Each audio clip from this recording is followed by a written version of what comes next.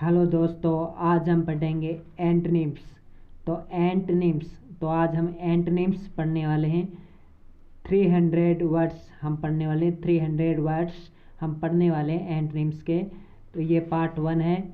इसके कुल पार्ट 6 बनेंगे, 6 पार्ट बनेंगे इसके कुल, और 300 वर्ड्स हैं। आज हम 50+ वर्ड्स के बारे में पढ़ेंगे एंटोनिम्स, जो कि एक बहुत ही इम्पोर्टेंट टॉपिक है। तो ध्यान से देखिए अंत तक। माउंटेन का मतलब है पर्वत। माउंटेन यानी पर्वत, और इसका विलोम शब्द होगा, एंटोनिम्स होगा वैली यानी खाई। तो माउंटेन का विलोम शब्द होगा वैली। अगला है मोनार्की। इसे मोनार्की कहते हैं। तो मोनार्की यानी एक तंत्र, या इसे हम राजतंत्र भी कह सकते हैं। तो मोनार्की यानी राजतंत्र। तो मोनार्की यानी राजतंत्र, इसका विलोम शब्द होगा, ऑपोजिट होगा रिपब्लिक यानी गणतंत्र। तो मोनार्की यानी एक तंत्र, रिपब्लिक यानी गणतंत्र। अगला है मेस यानी गड़बड़। मेस मतलब गड़बड़ या अव्यवस्थित। मेस का मतलब होता है गड़बड़ या अव्यवस्थित। तो मेस यानी अव्यवस्थित, इसका विलोम होगा ऑर्डर। वैसे तो इसे ऑर्डर पढ़ा जाता है, लेकिन पढ़ने के लिए ऑर्डर कह सकते हैं, जिसका मतलब व्यवस्थित क्रम में। तो मेस यानी अव्यवस्थित, और ऑर्डर का मतलब व्यवस्थित। अगला है मेंड का मतलब होता है सुधारना या व्यवस्थित करना। तो मेंड मतलब सुधारना, और ब्रेक मतलब तोड़ना या बिगाड़ना। ब्रेक का मतलब तोड़ना या बिगाड़ना। तो मेंड मतलब सुधारना। अगला है मेल्ट यानी पिघलना, फ्रीज यानी जमना। मेल्ट का मतलब है पिघलना, फ्रीज यानी जमना। अगला है मीन मतलब कंजूस या मतलबी। कहते हैं ना, तुम कितने मीन हो यार, कितने मीन आदमी हो तुम। तो मीन का मतलब कंजूस, और इसका विलोम होगा जनरस यानी उदार।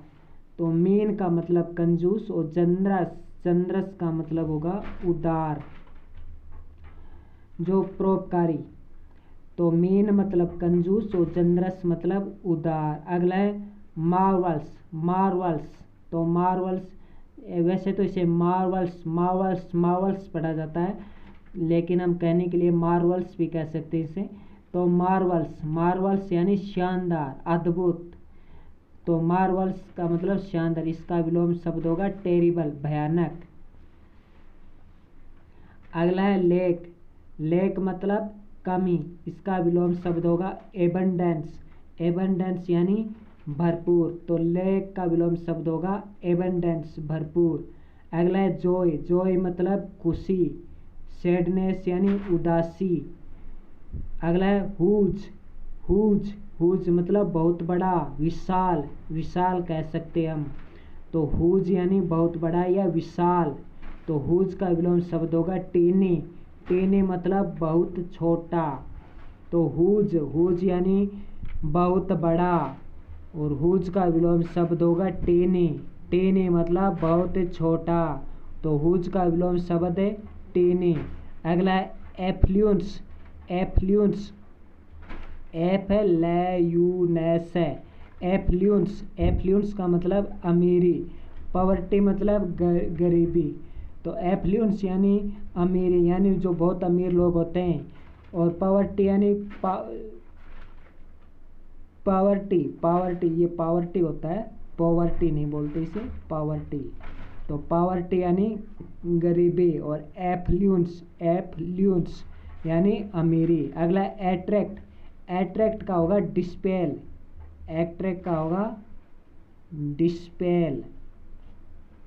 तो एट्रैक्ट का होगा डिस्पेल। एट्रैक्ट यानी आकर्षित करना, डिस्पेल यानी दूर करना, यानी आकर्षित नहीं करना। तो एट्रैक्ट यानी आकर्षित, और एट्रैक्ट का ऑपोजिट होगा डिस्पेल। एफ्लुएंस का ऑपोजिट होगा पावर्टी। अगला बोल्ड यानी बहादुर।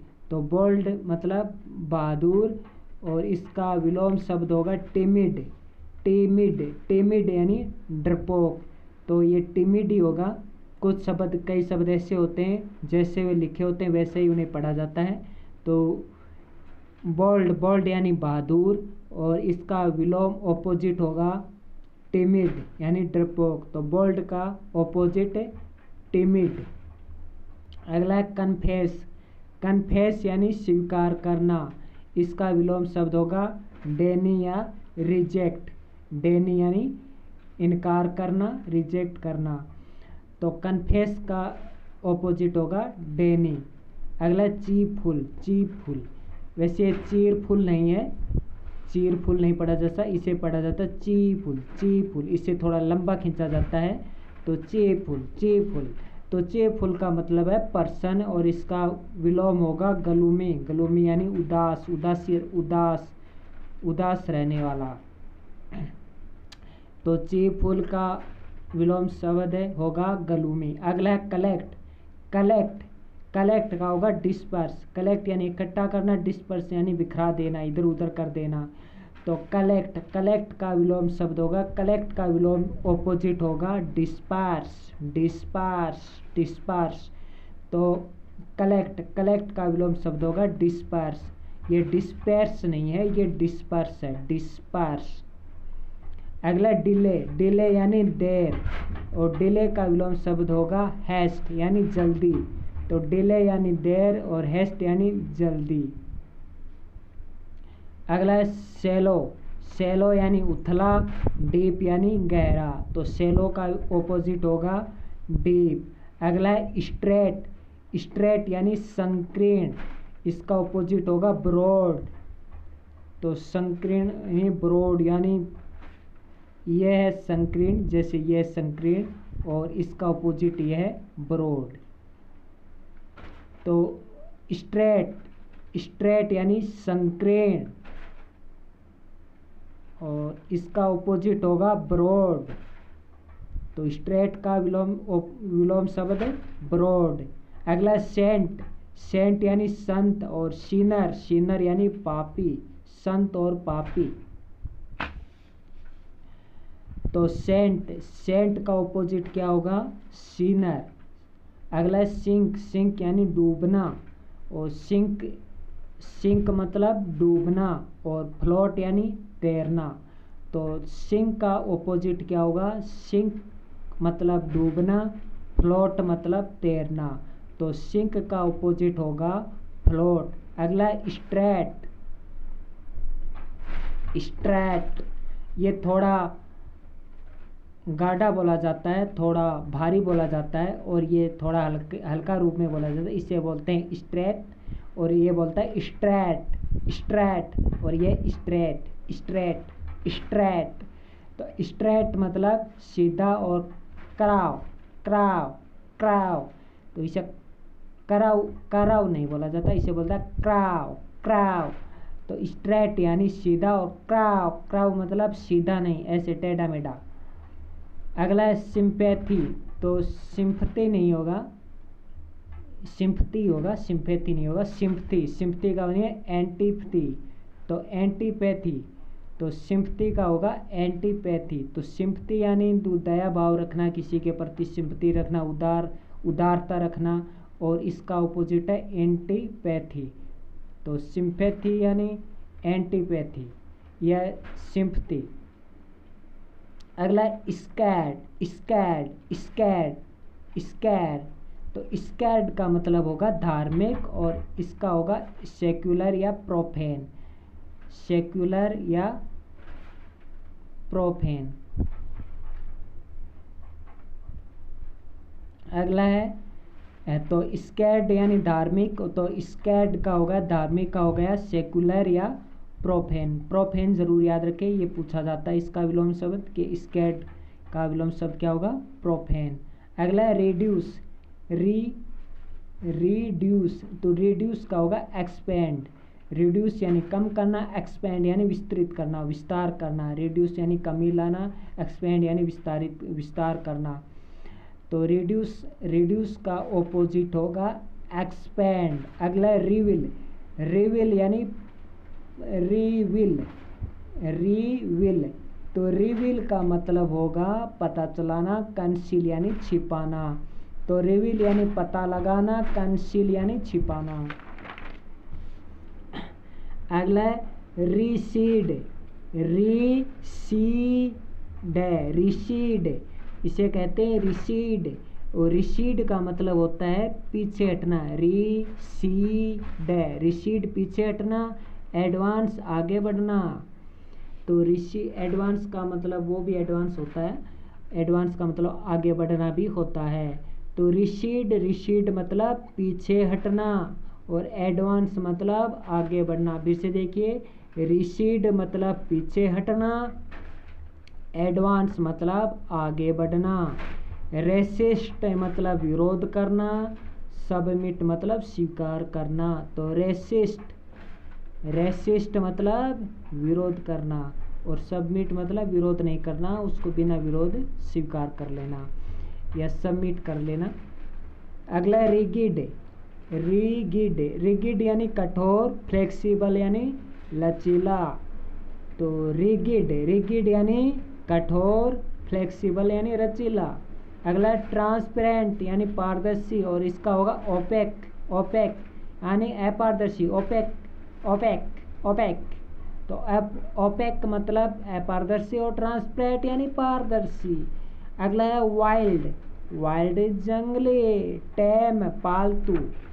तो वाइल्ड मतलब जंगली, टेम मतलब पालतू। अगला है रैपिड तेजी से, जो तेज होते हैं, जो सुस्त नहीं होते हैं, उन्हें कहते हैं रैपिड। इसका ऑपोजिट होगा लेजर। तो ये होगा लेजर नहीं होगा, ये लीजर होगा, सॉरी लेजर, ये होगा लीजर, ठीक है ना। मैं इसे लेजर पढ़ रहा था, मैं ये पढ़ रहा था लेजर। सुनने में ज़्यादातर यही आता है लेकिन इसे पढ़ा जाता है लीजर। तो रैपिड का ऑपोजिट होगा लीजर। अगला है वैग, ये वैग्यू नहीं है, इसे लोग वैग्यू पढ़ देते हैं, तो वैग्यू नहीं है, ये सीधा पढ़ा जाएगा वैग, जिसका मतलब है अनिश्चित। इसका ऑपोजिट होगा डेफिनेट। ऑपोजिट क्या होगा इसका? डेफिनिट, निश्चित। तो वैग यानी अनिश्चित। अगला है वेरिएबल यानी परिवर्तनीय और इसका होगा कांस्टेंट, अपरिवर्तनीय। फिर से देखिए, वेरिएबल का मतलब क्या होता है? परिवर्तनीय, वेरिएबल परिवर्तनीय, कांस्टेंट अपरिवर्तनीय। वेरिएबल का ऑपोजिट क्या होगा? कांस्टेंट। अगला वर्च्यू गुण, वाइस अवगुण। तो वर्च्यू का ऑपोजिट क्या होगा? वाइस, वर्च्यू का ऑपोजिट वाइस। वेरिएबल का ऑपोजिट कांस्टेंट, वैग का ऑपोजिट डेफिनेट। अगला है वॉलेंट्री स्वेच्छापूर्वक और कंपल्सरी अनिवार्य। अगला एक्सेप्शनल यानी विशिष्ट, कहते हैं ना ये एक्सेप्शनल है, बहुत बार सुना होगा आपने, एक्सेप्शनल यानी विशिष्ट। और ऑर्डिनरी यानी साधारण या यूजुअल कह सकते हैं, सामान्य साधारण। तो एक्सेप्शनल यानी विशिष्ट। तो एक्सेप्शनल है ये रूल क्या है? एक्सेप्शनल है, कहते हैं ना ये रूल एक्सेप्शनल रूल है, तो यानी विशिष्ट, इसका ऑर्डिनरी। अगला एक्स्ट्रावेगेंट यानी फिजूल खर्च, एक्स्ट्रावेगेंट फिजूल खर्च। ऑपोजिट क्या होगा? इकोनॉमिकल। फैट यानी मोटा, लीन यानी पतला। फैट यानी मोटा, लीन यानी पतला। फ्लो यानी जवार, एब यानी भाटा। वैसे हम पढ़ते हैं ना जवार भाटा, तो वो ऐसा नहीं है। फ्लो का मतलब होता है ज्वार और एब का मतलब होता है भाटा। आप हिंदी में भी देख लेना, आपको यही मिलेगा, ज्वार का विलोम शब्द है भाटा मिलेगा। फ्लो यानी एब, फैट यानी लीन, सॉरी फैट का ऑपोजिट लीन, फ्लो का ऑपोजिट एब। अगला है गैदर, गैदर यानी इकट्ठा, और स्कैटर यानी इतर बितर करना, बिखरा बिखरा हुआ, बिखरा देना वगैरह वगैरह। तो गैदर, गैदर यानी इकट्ठा, स्कैटर, तो गैदर का ऑपोजिट क्या होगा, स्कैटर। जेन्युइन, इसे कहते हैं जेन्युइन यानी असली, और यह spurious, spurious spurious sorry spurious, तो स्प्यूरियस यानी नकली। हार्ट, हार्ट हर्ट करना, इसका ऑपोजिट हील करना, हील का मतलब भरना। एक प्रकार से हील का मतलब भरना ही होता है, मतलब जो जिसने हर्ट किया है तो दूसरा उसे हील करेगा, ऐसे आप समझ सकते हैं। यह जेन्युइन, जेन्युइन क्या है, जेन्युइन, जेन्युइन,